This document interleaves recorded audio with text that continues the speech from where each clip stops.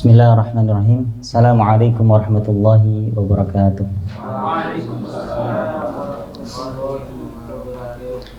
Innal hamdalillah hamdan katsiran tayyiban mubarakan fi kama yuhibbu rabbuna wa yarda.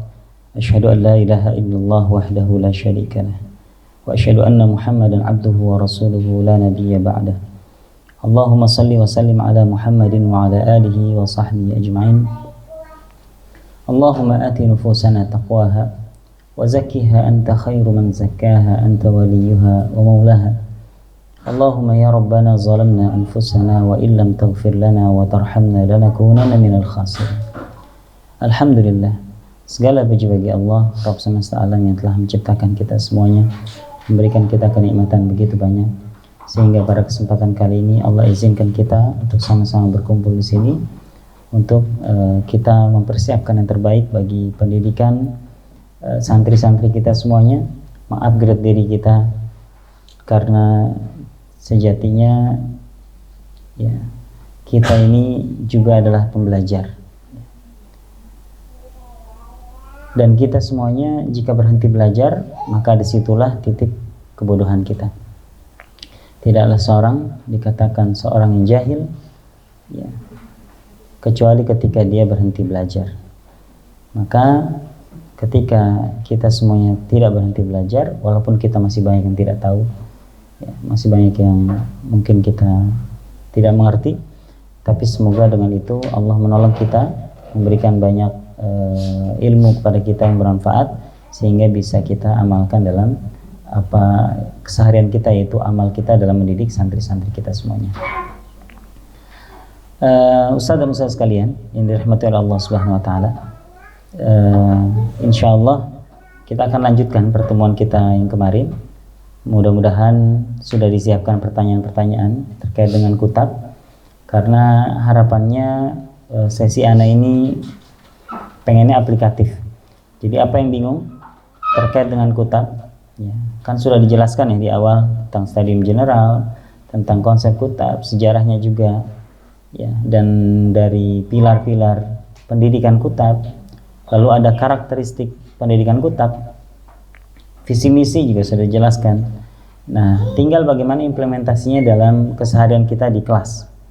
Ini yang jadi pertanyaan besar kita kan. Gimana nih di kelas? Ada yang bingung nggak? Gimana caranya? Nah gitu ya.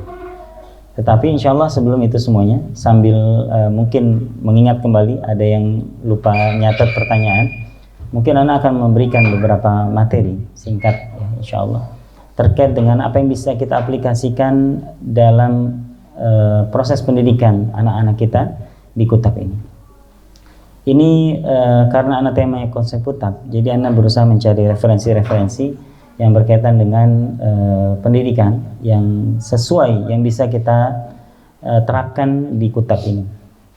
Ini anak ambil dari kitab Tarbiyatul Aulad fil Islam. Ini karya Dr. Abdullah Nasih Ulwan ya. Dan ini Anda baca dari halaman 602 di kitab ini tentang Al-Qawaid Al-Asasiyah fi Tarbiyatil Walad. Jadi kaidah-kaidah inti ya. Kaidah-kaidah utama dalam mendidik anak ya. Ini ada beberapa kaidah yang nanti insya Allah bisa kita aplikasikan. Dan pada kesempatan kali ini, Ana akan membacakan poin secara singkat saja, karena nanti poin-poin itu sendiri akan ada penjelasannya secara rinci. Semoga Allah berikan kita kesempatan untuk kita membahas secara rinci poin-poin tersebut. Namun paling tidak, dengan nanti di sini Ana akan sampaikan secara umum poin-poinnya, ini sudah menjadi gambaran bagi kita, sudah menjadi guidance buat kita. Garis yang kita pakai untuk apa? Untuk panduan lah ya. Dan insya Allah semoga bermanfaat dengan itu ya, semoga Allah mudahkan pemahaman kita dan juga mudahkan kita untuk beramal dengan ilmu yang akan kita sama-sama bahas ini. Bismillah, Allah manfa'na bima 'allamtana wa 'alimna ma yanfa'una wa zidna ilma ya, semoga Allah berikan ilmu yang bermanfaat, dan semoga Allah berikan dari ilmu yang bermanfaat ini untuk kemudahan beramal kita. Bismillah. Bahwa ada kaidah-kaidah utama. Ya. Ada kaidah-kaidah utama dalam mendidik, ya, dalam mendidik anak-anak. Ya, kalau di sini kita dalam mendidik santri atau dalam mendidik anak-anak kita nanti, ya, ada kaidah-kaidah utama yang secara garis besar itu terangkum menjadi dua kaidah besar. Ya. Jadi ada dua kaidah besar dalam mendidik generasi. Yang pertama adalah qaidatur ribt. Apa itu qaidatur ribt? Yaitu adalah kaidah ikatan. Apa yang dimaksud dengan ikatan? Nanti akan kita bahas. Jadi kaidah keterikatan seorang anak dengan sesuatu. Gitu ya. Ini kaidah pertama, yang nanti dari kaidah pertama ini akan ada turunannya lagi dan banyak. Lalu kaidah yang kedua adalah qaidatut tahdzir. Ya. Apa itu qaidatut tahdzir? Yaitu kaidah yang menjadi warning untuk anak-anak kita. Warning itu apa? Peringatan. Kaidah peringatan. Jadi ada dua kaidah ini. Qaidatur ribt dan qaidatu tahdzir. Lalu kita mulai dari qaidatur ribt. Kaidah keterikatan seorang anak dengan sesuatu. Apa yang dimaksud dengan kaidah keterikatan ini? Ya. Yaitu ini adalah kaidah yang kita yakini bahwa jika seseorang anak itu terikat dengan sesuatu, gitu ya, di masa dia itu usia tamiz atau di masa usia itu dia sudah mulai punya kesadaran. Ini biasanya usia 7 tahun. Ya, seorang anak itu masuk di usia tamiz itu usia 7 tahun. Kenapa 7 tahun? Ini makanya Nabi Muhammad SAW memerintahkan kita untuk memerintahkan anak sholat itu di usia 7 tahun. Muru auladakum bis-shalah wa hum abna sab'a sinin. Perintahkan anak kalian untuk sholat ketika dia berumur 7 tahun. Karena sebelum itu, secara syariat, seorang anak itu belum ada kewajiban sama sekali. Belum ada beban. Bahkan disuruh aja jangan.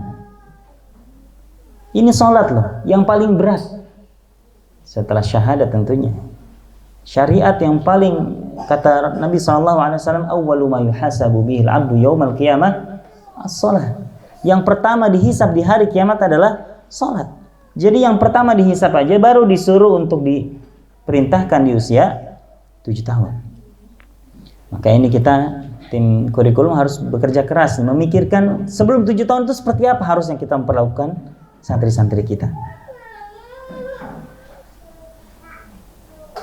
Jadi seharusnya kalau sebelum 7 tahun gimana nih kita kalau mau menghukum? Ya. Sebelum 7 tahun gimana kita untuk mengarahkan kepada sholat, kepada Al-Quran? Ustaz-ustaz yang rahmati oleh Allah SWT. Jadi yang dimaksud dengan kaidah keterikatan ini adalah ya, yang mana dengan kaidah ini seorang anak itu di masa tamyiznya, ya, dia bisa memiliki keterikatan dengan beberapa hal, gitu ya. Apa? Nah ini ada poin-poin. Yang pertama, ya, yang pertama adalah rawabit i'tiqadiyah, ikatan-ikatan akidah, keyakinan. Yang kedua adalah rawabit ruhiyah, ikatan-ikatan ruhiyah. Yang kedua. Yang ketiga, rawabit fikriyah, ikatan-ikatan ideologi, fikriyah. Lalu rawabit tarikhiyah, ikatan-ikatan yang berhubungan dengan sejarah. Lalu rawabit ijtimaiyah, ikatan-ikatan sosial. Dan yang terakhir adalah rawabit riyadiyah, ikatan jasadiyah.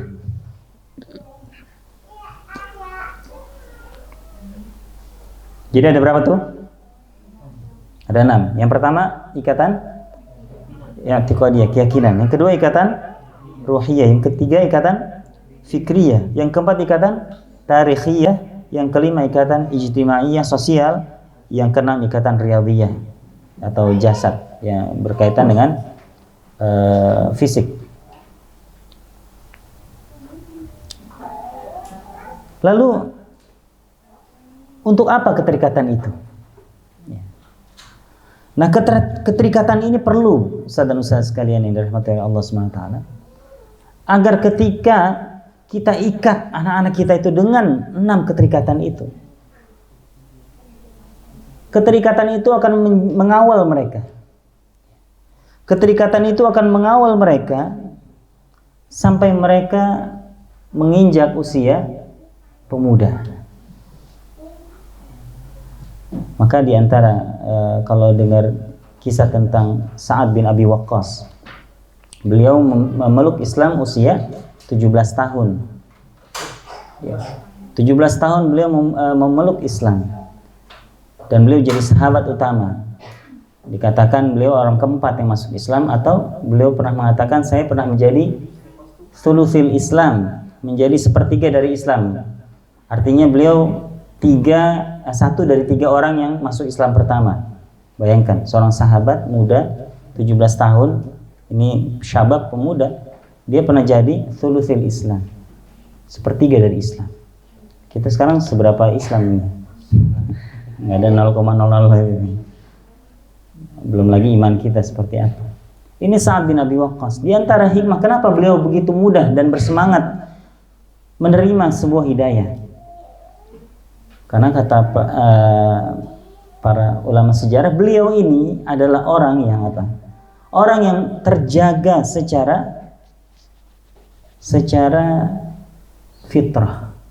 Ya, terjaga secara fitrah, sehingga di usia 17 tahun beliau menerima keimanan itu dengan maksimal. Dan saat termasuk 10 orang yang dijamin masuk surga. Nah, artinya dengan 6 ikatan ini, Ustaz dan Ustazah, kalau kita bisa mengikat santri kita dengan 6 ikatan ini, 6 ikatan ini akan menjaga mereka dari segala gangguan sampai mereka menginjak usia balik, usia pemuda, dan mereka menjadi orang-orang dewasa. Berbeda halnya Ustaz dan Ustazah, ketika ada orang, anak kecil, dari kecil sudah lepas semua ikatannya, rusak dia, hilang fitrahnya, ini lebih sulit untuk kembali kepada hidayah. Kita kalau dulu pernah merasakan manisnya iman, sejauh apapun kita pergi misalkan atau berada dalam sebuah kesesatan, seseorang ketika dia pernah merasakan manisnya iman ini akan beda sama orang yang memang dari kecil tidak pernah merasakan manisnya iman. Makanya kenapa orang kafir digoda nggak sama setan? Orang yang dari kecil kafir tetap digoda nggak sama setan? Digoda, jadi teman kan? Kenapa? Karena semakin rusak fitrahnya, akan semakin sulit untuk menerima hidayah. Makanya kenapa orang-orang kafir yang akhirnya masuk Islam itu biasanya kalau dilihat orangnya itu punya kecenderungan hanif. Dia mungkin senang berbagi, dia senang belajar, dia senang dengan kebenaran. Kayak Umar dulu nentang-nentangnya Islam, tapi Umar ini sebenarnya punya sifat utama, dia tuh ingin membela kebenaran gitu. Karena Umar melihat Nabi SAW ini hadir memecah belah kabilah, memecah belah antara suami dan istri, memecah belah antara anak-anak dan juga orang tuanya. Jadi karena Umar belum ngerti, Umar menganggap Nabi ini harus dibunuh gitu kan. Makanya Umar bawa pedang pengen bunuh Nabi SAW. Ini kecenderungan, sebetulnya kecenderungan bukan Umar itu melawan hak. Karena bagi Umar pada saat itu, Umar ingin membela kebenaran versi dia gitu. Dan akhirnya Allah tunjukkan kebenaran itu, ya. Ja'al haqqu wa dhahaqal batil. Ya, datang kebenaran ke dalam diri Umar, hilanglah kebatilan itu, dan Umar akhirnya masuk masuk Islam, mendengar surat Toha itu kan. Jadi dengan 6 ikatan ini, Ustaz dan Ustazah, yang tadi ya, i'tiqadiyah, ruhiyah, fikriyah, tarikhiyah, ijtimaiyah, riyadiyah, ini untuk apa? Untuk ya penjagaan mereka sampai usia muda mereka. Dan ini juga untuk menjaga apa? Menjaga ketakwaan mereka. Ya. Dan agar mereka terus menjauhi kejahiliahan. Ya. Lalu kita berlanjut ya secara singkat ya. Yang pertama, apa yang dimaksud dengan ya ar-ribtul i'tiqadi, ikatan akidah.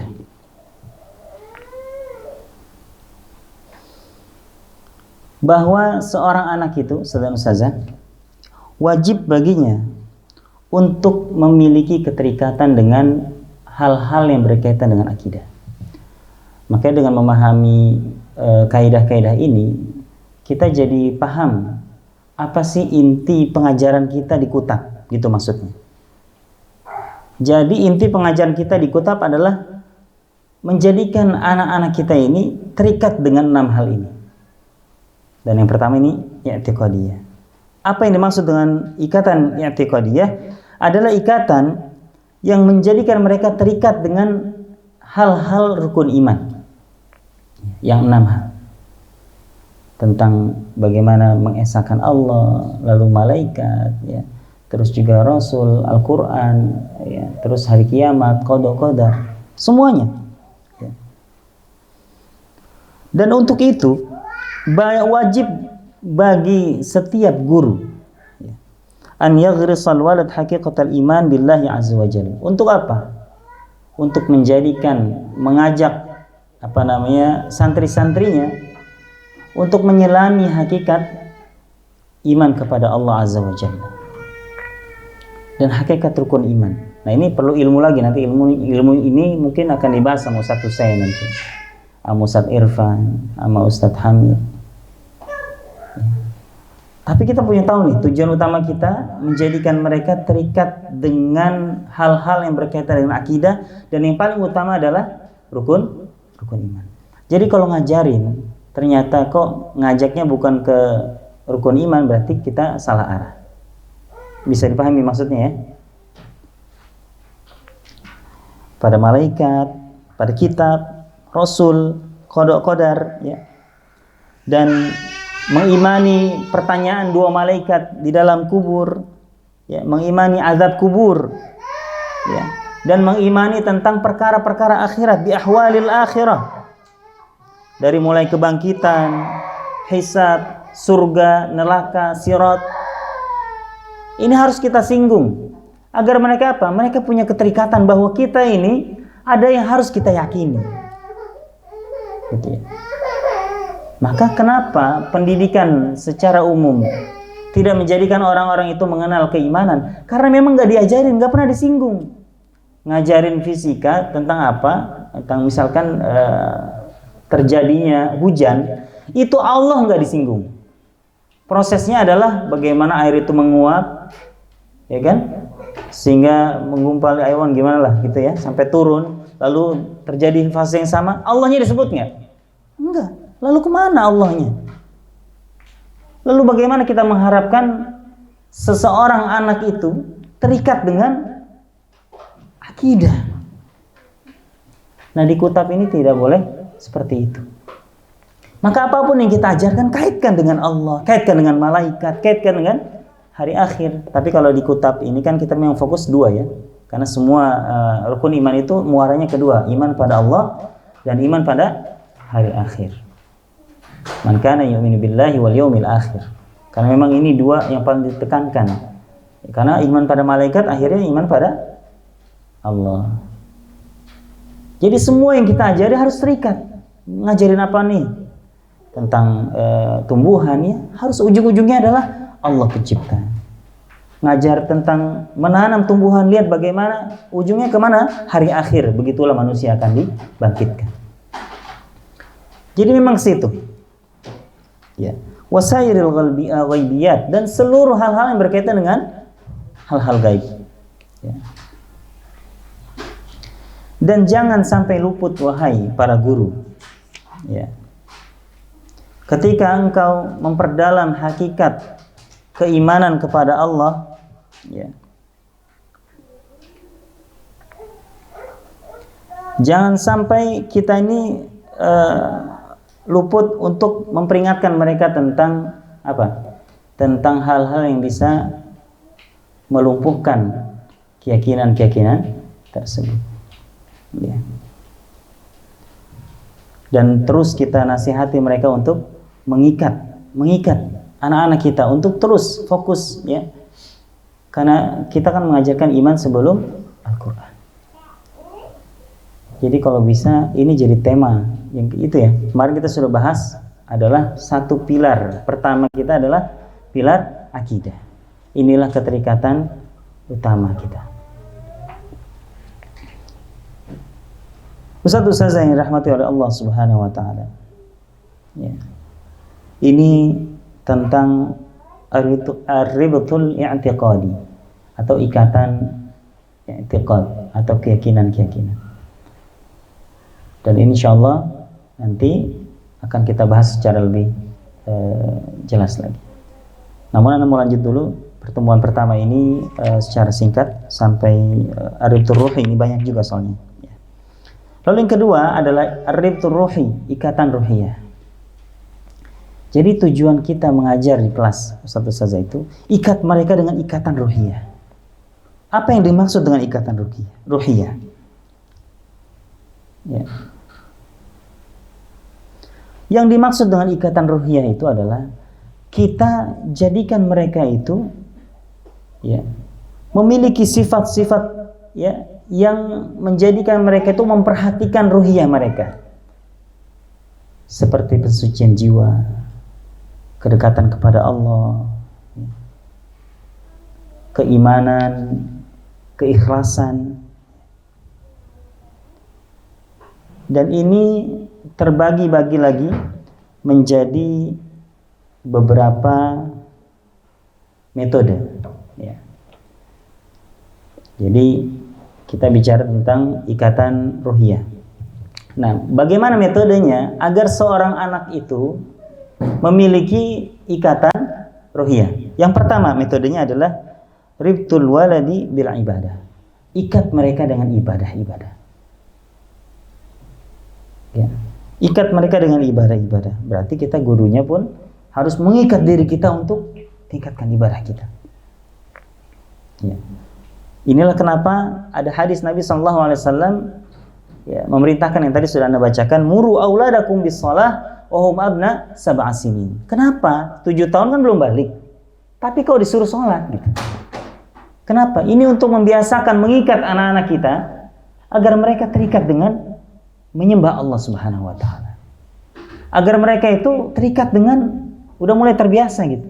Mulai latihan mereka tunduk menyembah Allah Subhanahu wa taala, ibadah kepada Allah Subhanahu wa taala. Wadribuhum 'alaiha wa hum abna 10 sinin. Dan pukul mereka ketika enggak mau salat di usia 10 tahun. Mulai tegas di usia 10 tahun. Wa farriqu bainahum fil madaji, dan juga pisahkan mereka di tempat pembaringan mereka, di tempat tidur mereka. Dan ini dikiaskan dari salat, bahwa salat itu adalah lambang ibadah. Ya, salat adalah lambang ibadah.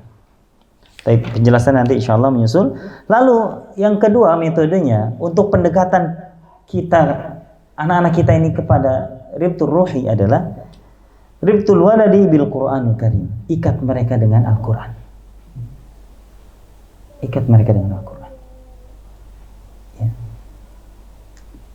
Ini ada hadis riwayat At-Tabrani dari Ali, bahwa Nabi SAW bersabda, "Addibu auladakum ala thalathi hisalin." Walaupun beberapa ahli hadis menyatakan hadis ini adalah hadis dhaif. Ya. Yang pertama, hubba nabiyikum wa hubba ali baitihi wa tilawatil Qur'an. Yang pertama mencintai nabi kalian yang kedua adalah mencintai ahli bait, yang ketiga adalah membaca Al-Quran. Ya. Namun kalau dicari sanadnya ini hadis dhaif. Tapi pada intinya, ya, Nabi SAW juga memerintahkan banyak hal tentang Al-Quran ini di dalam hadis-hadis sahih. Kayak Iqra'ul Quran fa innahu ya'ti yaumal qiyamah syafi'an li ashabihi, dan banyak hal-hal hadis-hadis yang lain yang menjelaskan tentang pentingnya kita untuk mendekatkan diri kepada Al-Quran. Nah, kita sebagai seorang guru, kita mencari cara. Bagaimana caranya agar anak-anak kita ini dekat? Ya, dekat dengan apa? Dengan Al-Quran.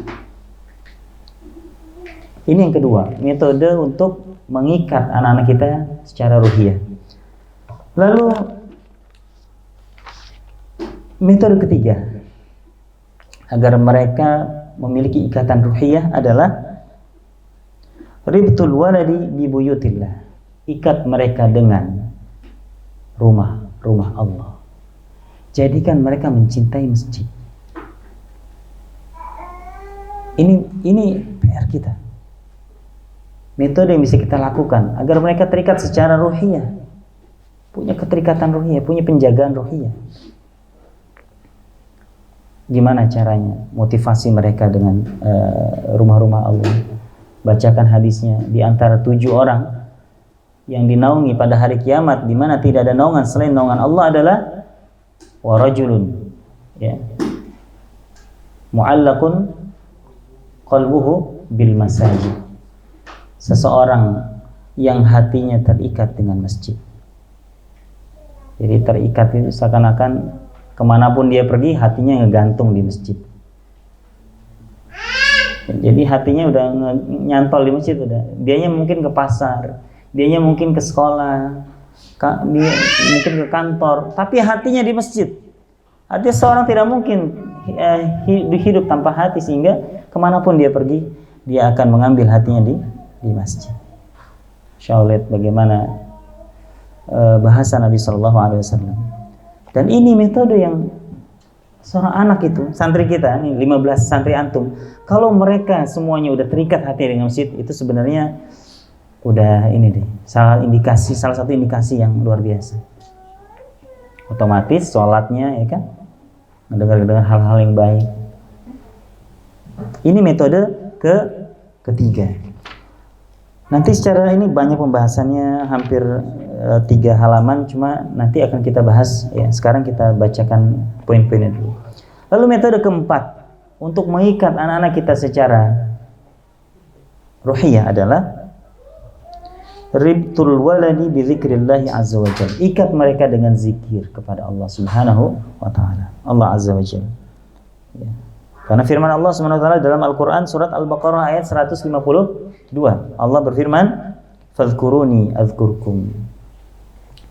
Ingatlah aku, maka aku akan mengingat kalian. Bayangkan anak-anak kita selalu mengingat Allah, Allah yang akan mengingat mereka. Kalau Allah sudah ingat, ya, ihfazillaha yahfazka. Kalau mereka sudah menjaga Allah, Allah akan menjaga mereka. Jadi ini metode yang keberapa? Keempat. Lalu metode yang kelima,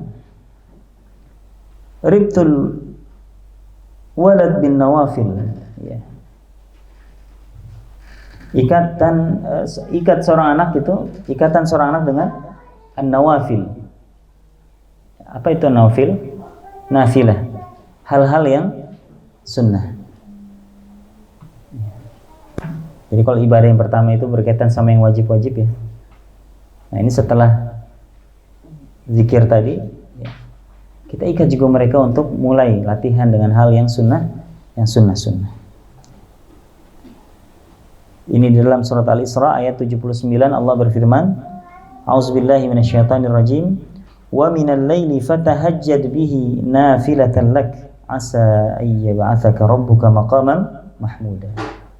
Dan di malam hari, ya, bangunlah tahajud sebagai satu hal yang sunnah bagimu. Semoga Allah mengangkatmu pada derajat yang terpuji.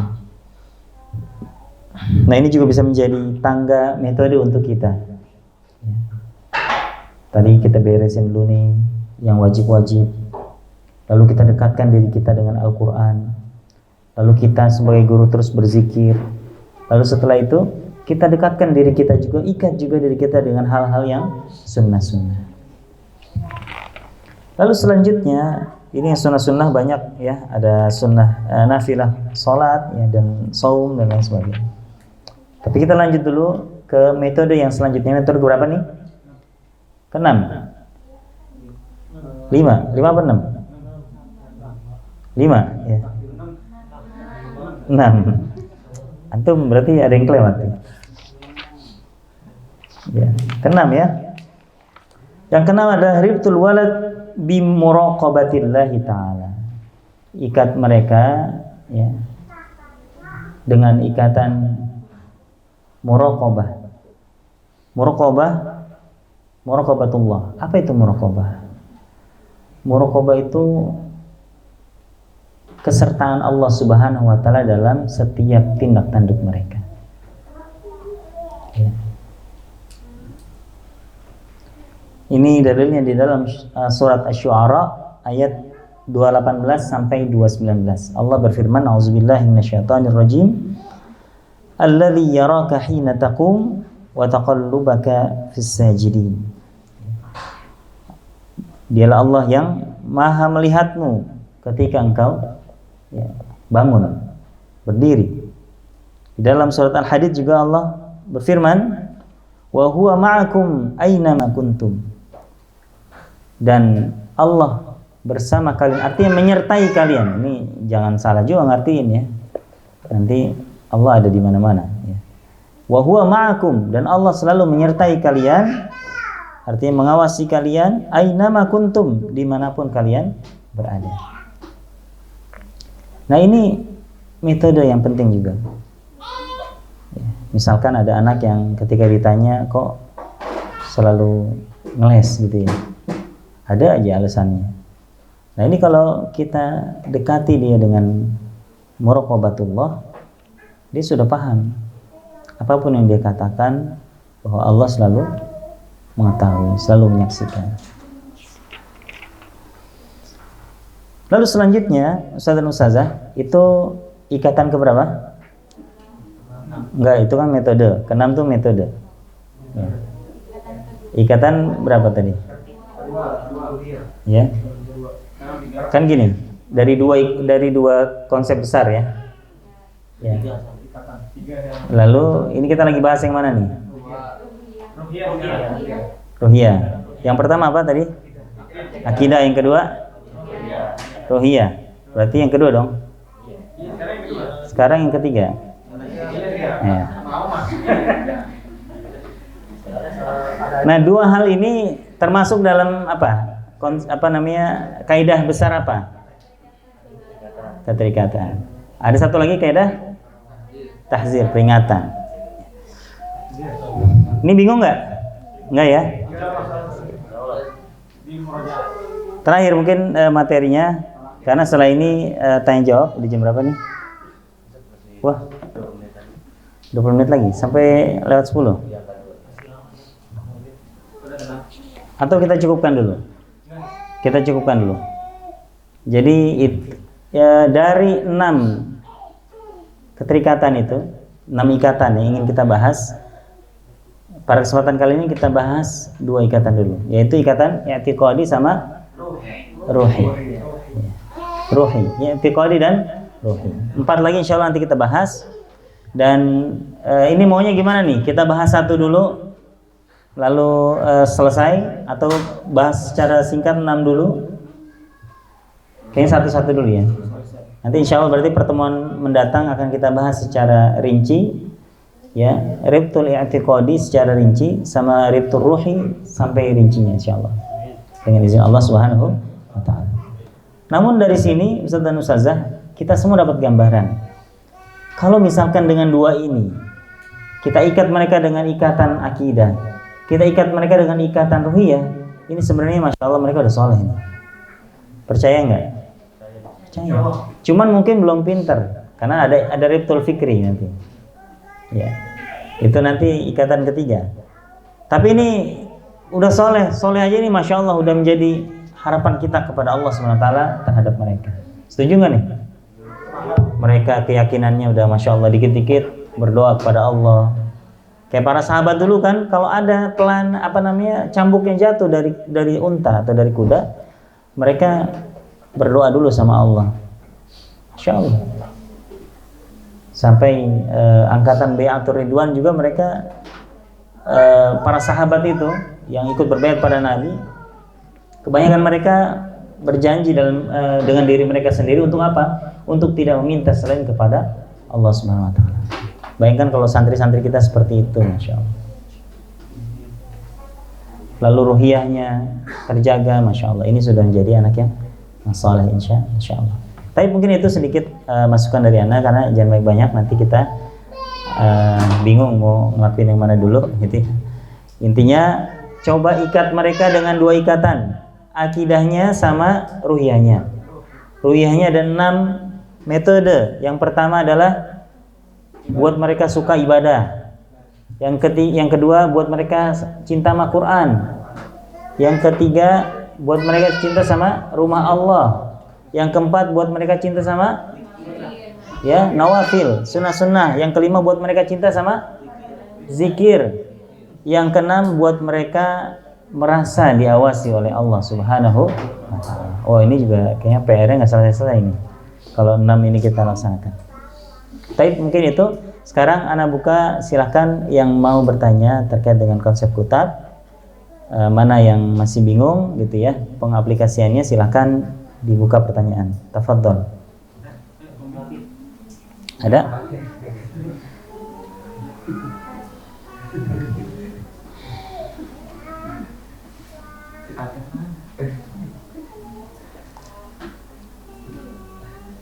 Ayo.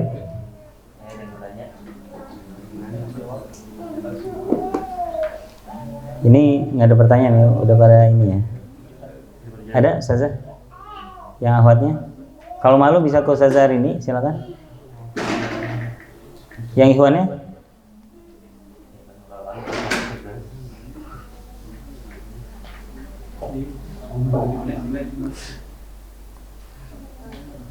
Silakan.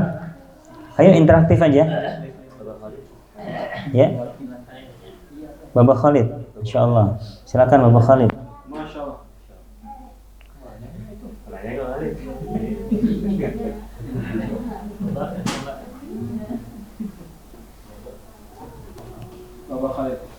Kemarin kan kita bahas tentang porsi iman ya.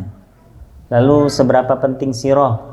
Udah dijawab ya, penting ya. Karena sirah adalah salah satu dari 5 pilar kutab. Yang pilar apa? Pendidikan. Artinya 5 pilar kurikulum. Ya. Taib, 5 pilar apa aja? Kalau nggak ada yang nanya. Ayo tolong, 5 pilar apa aja? Coba, akidah. Terus apa lagi? Adab. Terus Al-Quran hadis ya. Bahasa Arab. Satu lagi? Sirah. Insyaallah. Jadi seberapa penting sirah? Kemarin ada pertanyaan seberapa penting sirah? Penting sekali. Karena sirah merupakan salah satu pilar kita. Sementara gimana caranya mengaplikasikan sirah ini? Ustazah sering sampaikan sirah kepada anak. Caranya gimana? Antum di sini sudah disediakan wifi. Cari sirah di web-web yang kredibel, kesahihannya. Setiap hari sampaikan sirah kepada anak-anak. Ini penting, benar. Walaupun cuma sehari, sekali, tapi ini akan berbeda. Baca sirah sehari 1, sampaikan kepada anak-anak. Masya Allah, kita punya kesempatan untuk belajar dan langsung mengajarkannya. Ini kesempatan yang luar biasa. Dan ini akan nempel sama kita. Atau baca di buku-buku yang ada. Baca tentang sirah. Baik ya.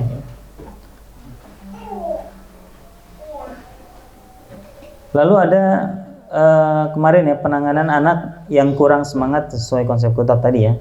Berarti kita ikat dengan ikatan tadi, akidah, keimanannya sama ruhiyahnya. lalu juga kita ingatkan dia secara motivasi dengan hal-hal yang menimbulkan semangat mereka dari keimanannya. Jadi jangan sampai kita hanya fokus pada nilai misalkan, lalu kita fokus juga dengan hal-hal yang sekiranya itu malah mengaburkan niat mereka. Ayo, ada pertanyaan? Silakan Ustaz. Bagaimana korelasi antara iman sebelum Quran? Nah, sedangkan di jam pelajaran kita Quran dulu baru pelajaran iman. Insyaallah. Nggak apa-apa, ini mungkin pertanyaan kebanyakan dari kita ya. Termasuk ketika iya. Pernah juga ditanyakan ketika penyusunan kurikulum. Katanya iman sebelum Quran, kau belajar Quran dulu baru iman. Jadi yang dimaksud iman sebelum Quran itu adalah metode kita ya. Jadi bukan berarti jadwalnya. jadi dulu sahabat ketika menceritakan itu kan bukan berarti jadwal pelajaran gitu, bukan. Tapi metode pengajaran itu adalah iman dulu baru Quran. Nah sebenarnya kita, ini Anda ceritakan, di tim kurikulum, kita sedang menyusun itu. Jadi di usia kutab awal nanti buku momentum iman itu sedang kita kembangkan lagi, menjadi 3 jilid. Ya, mohon doanya, mudah-mudahan selesai ya. Ustaz Sofiandi, Ustaz Sasi ya. Ini beliau ini ya, dan Ustaz kita. Saya bareng-bareng nih, Ustaz Irfan, Ustaz Hussein, ya, Ustaz Hamid ya. Kenapa kita namakan momentum iman? Jadi ini nanti ceritanya agak panjang dikit ya. Kenapa momentum iman? Karena momentum iman itu kita mengajarkan keimanan kepada anak-anak sesuai apa? Sesuai dengan apa yang mereka hadapi sehari-hari dari alam gitu ya. Makanya dimulai dengan waktu, lalu ada tumbuhan, ada alam semesta dan lain sebagainya gitu. Nah, ini selesai tadabbur alam ini selesai di usia kutab awal. Sehingga nanti di usia konuni itu mereka langsung mempelajari Al-Qur'an dengan nama modulnya itu nanti inspirasi iman. 4 jilid. Inspirasi iman ini dari mana? Nanti dari tafsir juz 29, juz 28, juz 27 dan juga tafsir surat Al-Kahfi. Jadi kutab awal 1 juz 29, kutab awal 2 tafsir juz 28, kutab awal 3 tafsir juz 27, kutab awal 4 tafsir surat Al-Kahfi. Konuni. Tadi aneh ngomong. Kutab awal. Konuni 4, 1 2 3 4 tadi kan ya. Nah, maksudnya gitu ya. Kadang-kadang suka linknya agak ini ya. Enggak, aneh sebenarnya ini lihat antum ini enggak fokusnya gitu. Alhamdulillah fokus ya. Aneh yang ini ya. Baik ya, jadi nah dari sini kita lihat ini kita belajar keimanan dulu nih. Iman itu kan mempelajari keimanan, maksudnya belajar iman itu mempelajari keimanan secara mujmal. Kalau kita lihat penjelasan para ulama, apa yang dimaksud ya? Al-iman qabla al-Qur'an, iman itu para sahabat dulu mempelajari Al-Qur'an itu, mempelajari Islam itu secara mujmal. Jadi mereka di Mekah itu tahu paham betul secara umum Islam itu apa. Tadi ya iman kepada Allah yang pada hari akhir. Sehingga ketika di fase Madinah mereka mendapatkan banyak syariat ya, ada jihad, ada saum, ya ada haji gitu ya. Dan larangan-larangan yang lainnya. Nah, itu mereka sudah siap. Itu belajar iman sebelum Al-Qur'an. Itu satu. Jadi maksudnya kenapa iman dulu itu cuma jadwal pelajaran, tapi fase kurikulum kita insya Allah mengacu kepada situ. Dan juga metode secara individu. Maksud iman sebelum Quran ini adalah dorongan untuk para guru agar metode individunya pengajarannya itu mengikuti ini. Contoh, misalkan gimana? Al-Quran itu gambaran sebuah tuntunan huda, ya. Jadi ketika orang belajar Quran, dia tuh belajar tentang sebuah tuntunan, syariat, aturan-aturan, ya kan? Semua yang berkaitan di dalam Al-Quran. Nah, ketika kita mengacu pada konsep iman sebelum Quran, Artinya ketika kita ingin mengajarkan sebuah syariat, sebuah beban kepada anak-anak, misalkan kita mau ngajarin sholat. Nah, seorang guru, jangan sampai seorang guru itu fokus hanya bagaimana caranya sholat. Bukan ini. Jangan sampai ketika kita ingin mengajarkan sholat, seorang guru hanya fokus apa? Fokusnya adalah gimana anak-anak bisa sholat. Gimana anak-anak ngerti bacaannya. Bukan itu. Tapi bagaimana seorang itu betul-betul mengimani. Iman itu apa? Ya. Iqrar, at-tasdiqu bil qalbi. Betul-betul membenarkan di dalam hati bahwa sholat ini kewajiban dan sholat ini adalah kebutuhan saya. Sholat ini adalah cara saya untuk minta pertolongan. Wasta'inu bisabri wassalam misalkan. Dan sholat ini adalah sebuah hal yang pertama dihisab, yang penting sekali. Ini keimanan. Sebelum kita ajarkan bacanya, sebelum kita ajarkan, jadi maksudnya itu. Bukan berarti baca sholat dan juga tata caranya nggak penting, enggak. Penting. Tetapi metodenya secara individu, guru semuanya ketika mengajarkan iman sebelum Quran, maksudnya adalah ajarkan dulu pondasinya.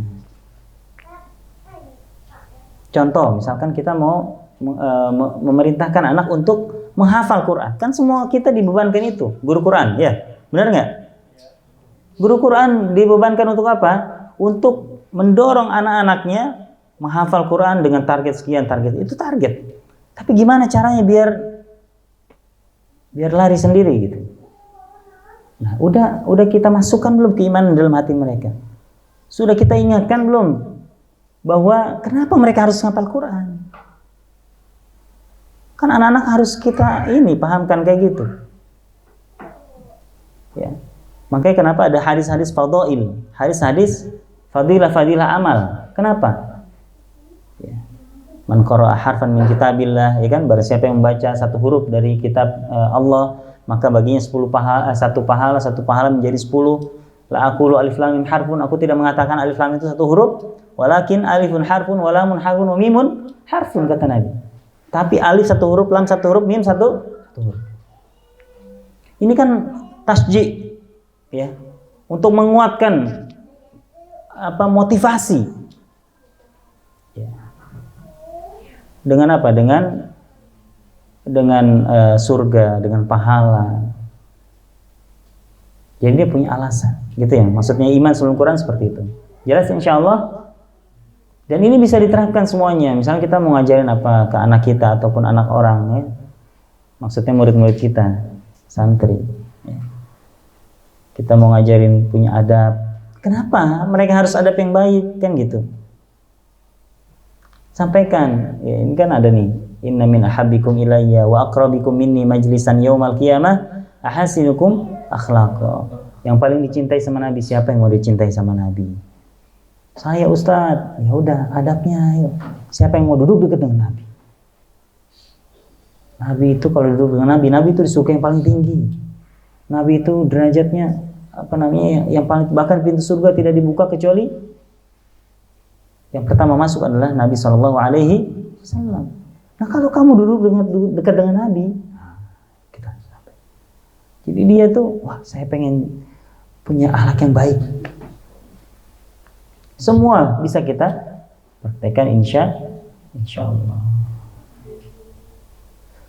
Baik, itu pertanyaannya. Silakan, ada lagi pertanyaan?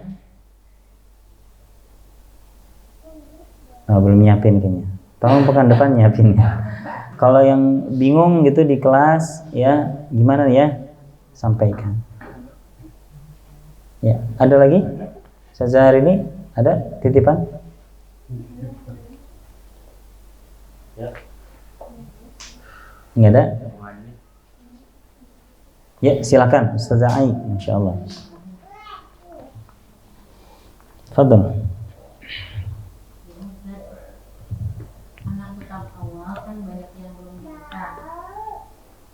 Bagaimana cara kita untuk menjelaskan kepada mereka bahwa sholat atau baca Quran itu akan diterima apabila dalam keadaan suci? Karena bila kita kasih tahu dengan cara yang belum tepat, mereka akan menyesal karena selama ini mereka telah belajar sholat dan ngaji. Baik, ya tentang khitan. Nah, iya. Kutab awal memang masih 5 tahun ya, dan memang belum balik. Dan kita tahu gini, yang jelas kalau belum balik itu kan rufi'atil aqlam ya, an thalathin ya. Gimana hadisnya Ustaz? Masya Allah, dia udah gini aja sama. Pena itu diangkat dari 3 orang. Di antaranya adalah hatta ihtalim. Gimana bahasa Arabnya? Ana juga lupa. Ya. Allahumma shalli ala Muhammad. Itu nanti kita cari ya. Bahwa di antaranya adalah seorang anak sampai dia balik. Ya. Jadi kewajiban kita memerintahkan salat di usia 7 tahun. Yang terpenting mereka itu sudah istinja, kita ajarin kan bagaimana caranya istinja gitu ya. Mohon maaf ya, cebok misalkan. Ya, terus juga membersihkan ya toilet training lah saat ya. Itu selesai. Urusan dia belum belum disunat. Itu memang walaupun dia belum disunat, kan memang amalnya belum dihitung, Zah. Gitu ya. Jadi jangan bebankan dulu dengan yang belum bebannya. Gitu ya. Jadi tidak perlu kita bahas dulu kepada mereka hal tersebut. Jadi yang terpenting bahkan 5 tahun, kalau 5 tahun justru untuk sholat tuh jangan diperintahkan. Maksudnya jangan diperintahkan, jadi gimana? Yang ada kita motivasi. Kasih keutamaan sholat. Di antara tanda hamba-hamba Allah yang soleh adalah menjaga sholat ya. Orang-orang yang bertakwa itu orang yang menjaga sholat. Ayo latihan sholat yuk gitu. Nanti ada yang masih muter-muter, itu dengan sabar kita. Memang kutab awal 1 ini guru-gurunya Masya Allah itu ya. Karena penanganan beda nih. Gitu ya. Jadi Anda berharap tidak ada yang umur 5 tahun, ayo sholat, kalau nggak sholat Ustadz pukul lah. Jadi Nabi aja baru nyuruh merintahin sholat usia 5 tahun. Termasuk tadi ketika khitan, anak-anak belum dihitan, nggak apa-apa. Yang penting dia kita tahu sudah bisa bersuci secara baik. Ya. Kalau sudah seperti itu tidak perlu disinggung. Karena memang mau dia sudah hitan atau belum, amalnya itu belum dihisab, belum cat. Ya. Karena penanya masih diangkat. Ya. Gitu. Masih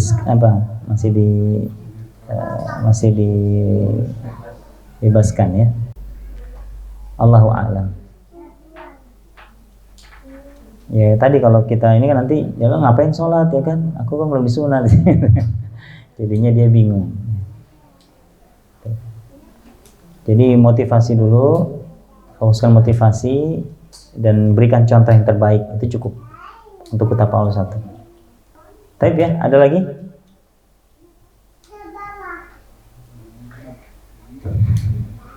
Kalau sudah 5-10 juga. Ya hadanallahu iyyakum ajma'in, mudah-mudahan bermanfaat dan semoga menjadi pengingat untuk kita semuanya. Assalamualaikum warahmatullahi wabarakatuh.